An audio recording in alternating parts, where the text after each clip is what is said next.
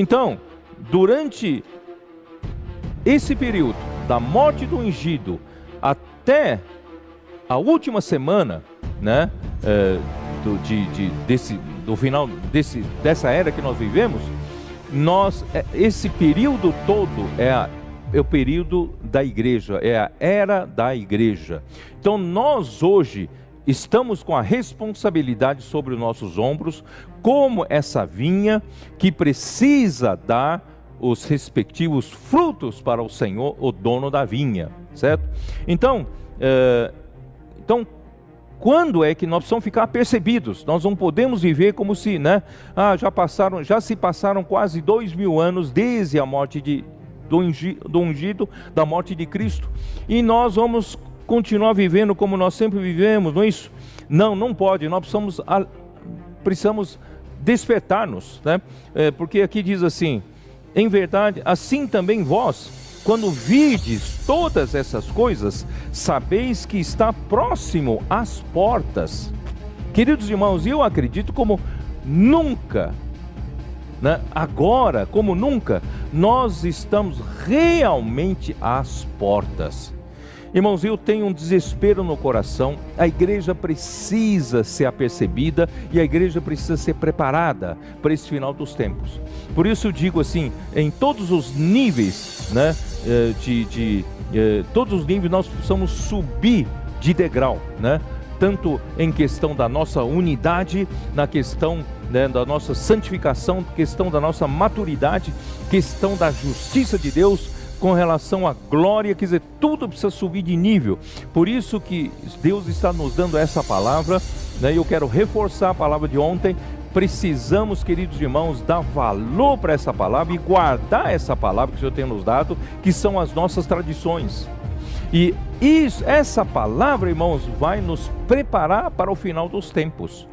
Se você ouve essa palavra e mistura com um monte de outras palavras que estão sendo faladas por aí, você vai se distrair, vai se perder, você vai perder o seu foco. Queridos irmãos, vamos focar-nos nessa palavra que o Senhor está nos dando, porque essa palavra profética está nos preparando realmente para o final dos tempos, para que o Senhor realmente possa voltar. Vamos lá. Então, em verdade vos digo que não passará esta geração sem que tudo isto aconteça. Essa geração de corrupção, essa geração de oposição a Deus, queridos irmãos, essa geração de iniquidade, de pecados, não é isso? Essa geração não vai passar sem que tudo isso aconteça. Passará o céu e a terra, porém as minhas palavras não passarão. A única coisa que não passa, né, é o próprio Deus com a sua palavra. Mas a respeito daquele dia e hora ninguém sabe, nem os anjos dos céus, nem o Filho, senão o Pai. Nós muitas vezes tememos marcar uma data, porque ninguém sabe a data, ninguém sabe o dia. Nós podemos, irmãos, podemos inferir. E eu, né, como engenheiro, ou como minha experiência, a gente sempre deve se preparar para o caminho mais crítico. Nós temos que sempre nos preparar para o pior. Portanto, meus queridos irmãos, se o tempo, né, que se abrevia, e se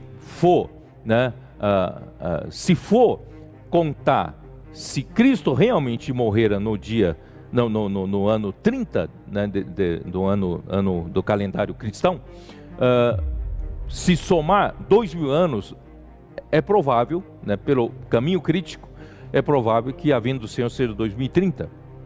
E sendo 2030 a vinda pública do Senhor Jesus, então você subtrai 7 anos, quando vai iniciar a última semana da história de Israel, que volta a acontecer.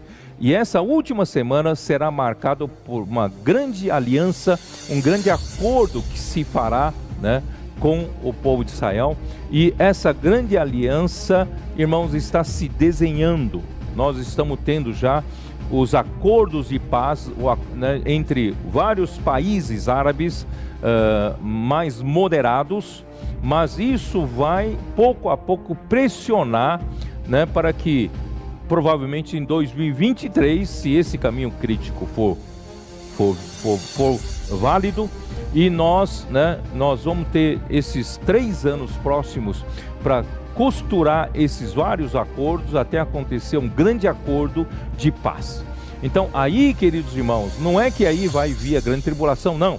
Aí vai vir o período de paz e segurança. Não terão mais guerras e lutas ali no Oriente Médio entre Israel e os países árabes que assinaram um acordo de paz. Todavia, 3 anos e meio se passam depois do acordo de paz, o anticristo vai romper. Aí começa a grande tribulação. Portanto, é provável, se esse caminho crítico for válido, em 2026, 2027, começará a grande tribulação. Meus queridos irmãos, se esse caminho crítico for valer, nós estamos muito perto, está às portas. Portanto, irmãos, precisam viver apercebidos, não viver como foi nos dias de Noé, porque assim também será a vinda do Filho do Homem. Nós podemos nos acostumar a viver, já tantos anos passaram, 2000 anos se passaram da história cristã, porque assim como nos dias anteriores ao dilúvio, comiam, bebiam, casavam, davam-se a casamento, até o dia em que Noé entrou na arca. Queridos irmãos, nós podemos já estar às portas, perto disso tudo acontecer, mas as coisas do dia a dia, puxa, eu ainda não me casei, eu queria me casar, que o Senhor retarda um pouco a sua vinda, eu queria ainda formar uma família, eu queria ainda fazer isso, queria fazer aquilo. Irmãos, não percam tempo, não é que nós vamos parar de fazer tudo como homem e por causa da vinda do Senhor, não, nós temos que viver ainda normalmente, cumprindo nossas obrigações, nossas responsabilidades, nossos deveres, mas nós precisamos aprender a não colocar prioridade nessas coisas. A nossa prioridade, irmãos, é nos preparar para a volta do Senhor. Cuidado para você não ser aquelas rãs que foram colocadas dentro de uma panela grande com água fria. Só que essa água fria está esquentando e você está se acostumando com esse mundo. Você está se acostumando com essas coisas que você vê, essa maldade toda, esse mistério da iniquidade operando, e você, como vem muito lentamente, você está vivendo como todo mundo vive. Por isso que essa palavra visa a despertar você, E não o perceberam, senão quando veio o dilúvio e os levou a todos. Assim também será a vinda do Filho do Homem. Queridos irmãos, nós estamos muito próximos, irmãos, Ainda que cumpramos normalmente com a nossa vida como homem, nós precisamos viver apercebidos.